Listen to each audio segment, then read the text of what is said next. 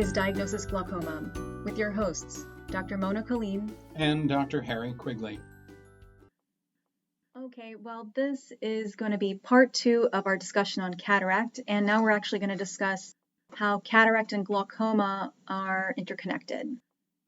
So how do cataracts impact glaucoma? That's a very big question, and Harry, I'm going to give you that question. We're going to start with the epidemiology. What we learned quite some time ago was that people who have glaucoma develop cataract at an earlier age. Remember, cataract is a fogginess in the lens of the eye, and there's actually no direct reason to think that the pathogenesis, the reason that cataract happens, has anything much to do with the reason that glaucoma happens. There are essentially two things happening in the eye, happening to the same eye. Now, interestingly enough, my experience has been that the worse the glaucoma is in an eye, the more early in that person's life they're going to develop cataract. And the big question is it really just that the two diseases are running together, or that the treatment for glaucoma is actually making the cataract worse? And I guess we're going to talk about that, but there's no question that there is evidence that each of the things that we do that are truly effective at blocking glaucoma from making you irreversibly blind cause you to be reversibly more likely to get cataract early in life. Now, the cataract's removable, but there's pretty good evidence that the eye drops, possibly the laser treatment we do, and certainly the surgeries that have been done for glaucoma for many years were associated with earlier in life development of cataract that then would later be taken care of. So you're saying that glaucoma treatment can cause a cataract? Yeah, it's associated with it. We don't really know exactly why. Some of the glaucoma treatments, if you wanted some theory about it, the fluid that moves inside the eye is like the blood supply to those tissues in the interior of your eye. You may know that the lens and the cornea of your eye have no blood supply to them, because if they had blood vessels in them, you'd have to look through blood vessels to read the newspaper, and you wouldn't want to do that. So the way the interior structures of the eye were developed, the fluid movement, the aqueous humor that moves, is actually the blood supply to those interior parts of the eye. Well, that fluid movement is what we slow down when we lower the eye pressure with some of the glaucoma medications. So one theory is that by treating the glaucoma, by slowing down the fluid movement in the eye, we're actually decreasing the nourishing blood supply to things like the lens of the eye or the cornea of the eye, and making it more likely that you get an earlier in life disorder in the lens or the cornea. Now, there's no reason to think that people would never have gotten a cataract if they hadn't had glaucoma treatment. That's just not true. But they probably get it earlier in life. And an important point is that glaucoma is irreversible, so you still want to treat it, while a cataract is reversible. So even though, as we just mentioned, some of the treatments for glaucoma or having glaucoma can cause you to develop a visually significant cataract a little bit earlier in life, it does not mean that you should not get treatment for glaucoma. You should absolutely still get the treatment for glaucoma, again, because the vision impairment that you could develop from that is irreversible. We'll certainly have a podcast on stem cells. We get asked, probably every day I see patients, I get asked by somebody, can't you restore my vision from this damage that glaucoma has done? And at the present time, that's all animal research. But we're working on it. I had a conference just today with a group that's going after a big step in stem cell replacement, but it's going to be time. And until then, treat your glaucoma. That's going to be an exciting episode. That's a very hot topic. All right, so how can the presence of a cataract impact your glaucoma? Or actually, let me ask you another question, Harry. Can cataracts cause glaucoma? Well, they can, and this is one of those unusual situations where not the average garden variety cataract, but one that has been there for a long time or that came from another cause. People who have a bad traumatic injury to the eye, the baseball, the squash ball, especially a bungee cord whacking them in the eye, can get a lens that not only becomes opaque, cloudy, but it can swell. It can not only become opaque, but it dislocates itself and blocks up the movement of fluid in the eye, either by getting really big or being out of place. So those are two of the ways in which the lens can cause trouble. The lens can cause trouble too, a cataract that somehow begins leaking through the skin around the cataract. We talked earlier about the cataract being like an M&M. So imagine the skin of the M&M is cracked and the interior contents of the lens are leaking into the eye. So it's unusual. I would guess that you and I as experts see that once every 2 years or 3 years, but it does happen. So from the point of view of open angle glaucoma, cataract that is very unusual can cause the problem. Now, the same is much more common for angle closure or closed angle glaucoma. You agree? Yes, I do. And we've discussed that previously about angle closure, and that one of the risk factors for getting a closed angle is the formation of a cataract. Cataract does occupy space in the eye, so as it grows, it can close off the drainage system. When we remove the cataract, we make more space in the eye so that fluid can flow in an equal way. And there's a really nice study that recently showed that if you have significant angle closure glaucoma, that is, it's an established problem with angle closure, that removing the lens of the eye is equally good to making an opening or a hole in the iris of the eye with a laser. So both of those are adequate treatments for angle closure glaucoma. And in fact, removing the lens may even have a little bit of a benefit over just doing the laser iridotomy, because you're going to get a cataract later, and you're essentially doing one-stop shopping, getting rid of the glaucoma problem and seeing better, hopefully, by removing cataract in angle closure glaucoma. We haven't talked a lot about children so far in our podcast. We will later on. But we should also mention that children who have cataracts and who have cataract surgery are at a greater risk for getting glaucoma. Well, I always love talking about children, especially my grandchildren, so we can talk more about kids.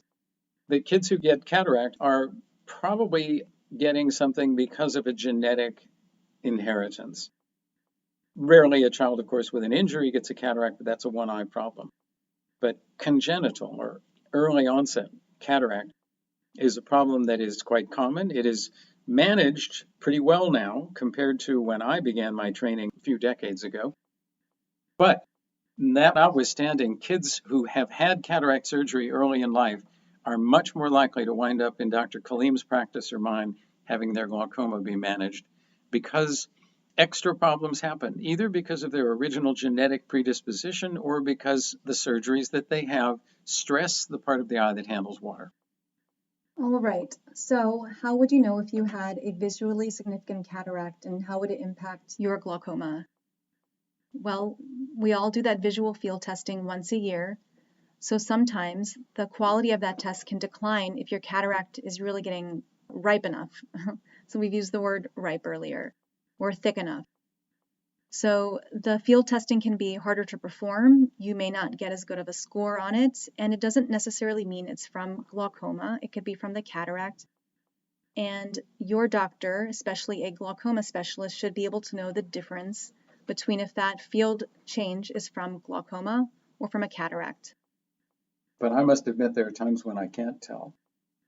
And glaucoma can also cause a change in that visual field test that looks like it might be from just diffuse cataract. And we take the cataract out, and unfortunately, the defect in the field is still there. So it does help us a little bit that the patient is willing to have their cataract taken out, because then that isn't part of our ability to see how well their glaucoma is doing.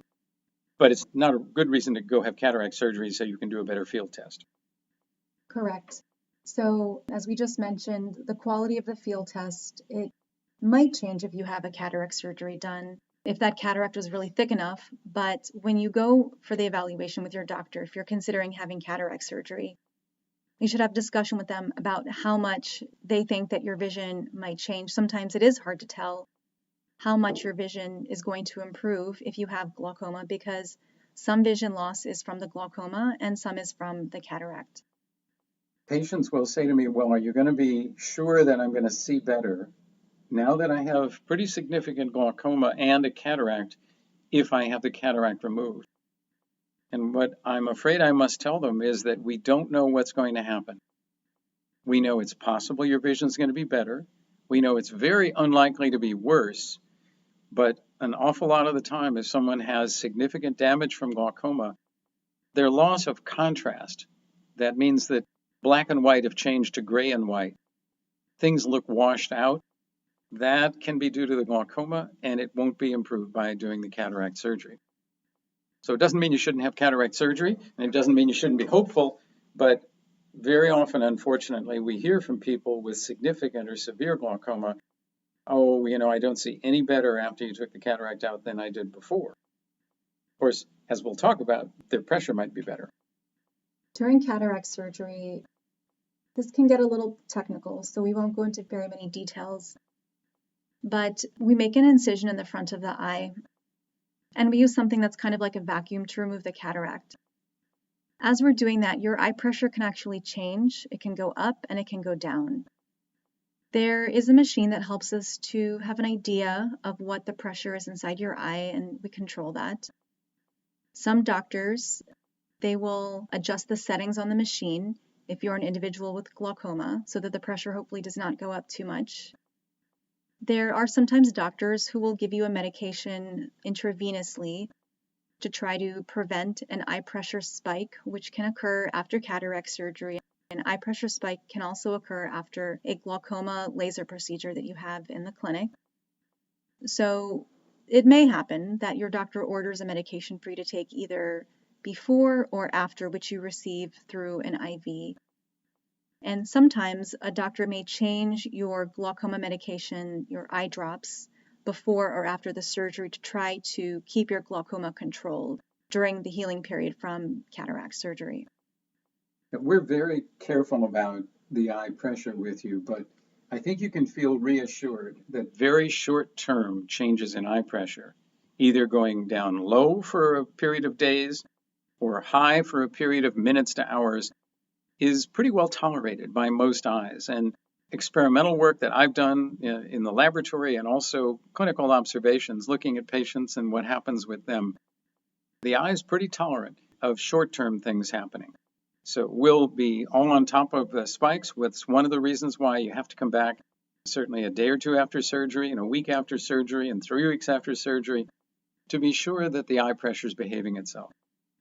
All right, so here's a good question. Can cataract and glaucoma be treated at the same time, like in the same surgery? And the answer is yes. We often do combined surgical procedures to treat your cataract and your glaucoma, and there's lots of different options for different types of glaucoma surgeries that we can do. Cataract surgery is pretty standard in the way that we do it, but with glaucoma surgery, there's lots of different varieties. And the way that we determine which surgery we're going to recommend for you is based on how high your eye pressure is, what your expectations are with use of eye drops after the surgery, how much field loss you have. Other things that I consider, I don't know about you, but Harry, I also consider things like a patient's lifestyle, how I think they're going to do with a certain surgery in the long term. I'll also think about things like the recovery time and what the patient's expectation is for the recovery time. I think of all sorts of things when I determine which combined procedure I recommend. Yeah, I would say for the last 20 years, the most common combined surgeries that were done for cataract and glaucoma involved trabeculectomy, the operation that until very recently was the standby first line surgery for glaucoma. And so if you talk about why would somebody have only cataract surgery if they had glaucoma too, or why would they have a combined cataract operation, trabeculectomy operation? The first consideration is that, well, I'm there anyway. It's one anesthesia. It's an extra 10 or 15 minutes to do the additional glaucoma procedure. And you might, in fact, the majority of people have many fewer eye drops. In fact, the majority are on no eye drops after they have the procedure.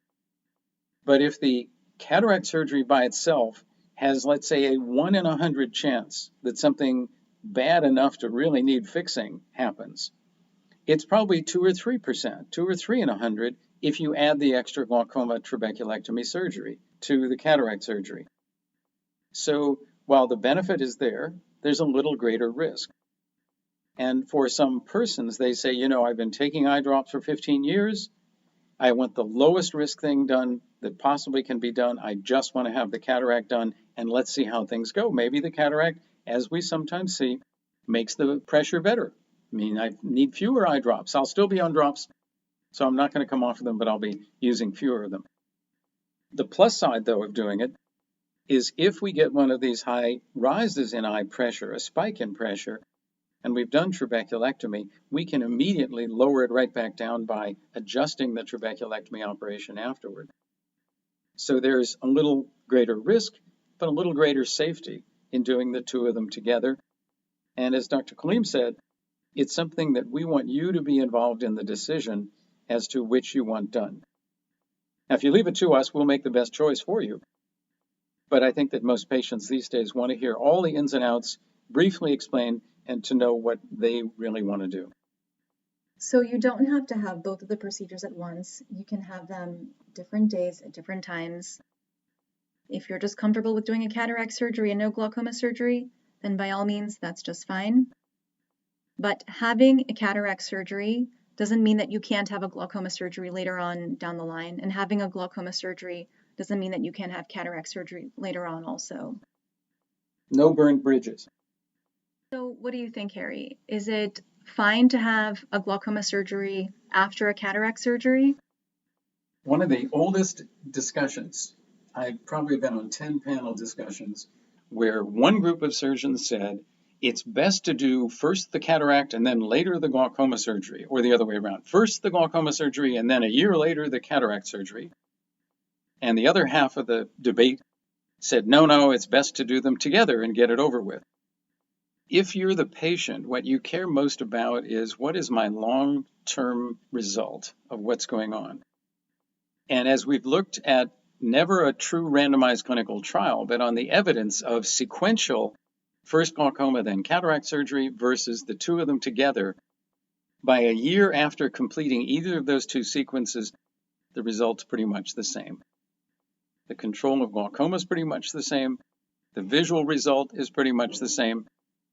If you had to wait a year to have your cataract done, then you had a year of not seeing as well as you ultimately were going to see.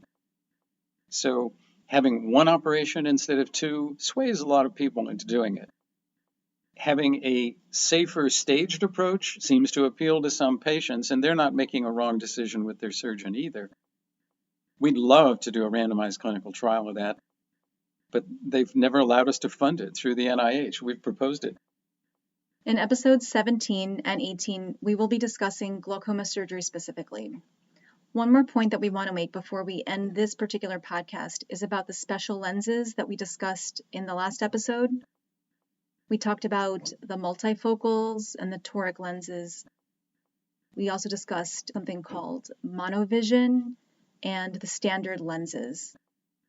So as a glaucoma patient, are you eligible for a special lens? The answer is yes. If you're going to have a glaucoma and a cataract operation together, then you will want to talk to your doctor about which of those specialty lenses they recommend, because as the pressure in your eye changes, the refraction can change a bit also. So those are just things to set in your expectations with the discussion. Yeah, Mona's absolutely right.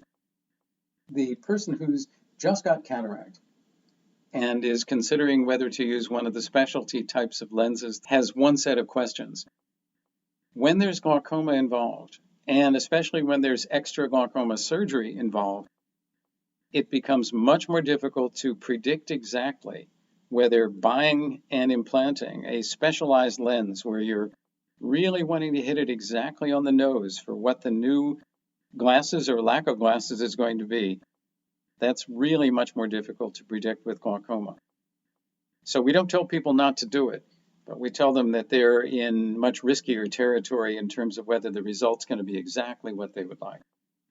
Well, that's going to end this episode on cataract, although we'll probably have some more discussions later on.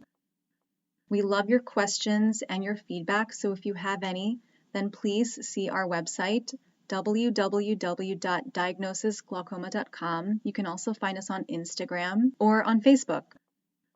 Please submit any of your questions or anything you'd like to tell us, whether it's about cataract, glaucoma, or just really any eye condition. We'd love to hear from you. Thank you for joining us. Until next time, your mom says take your drops.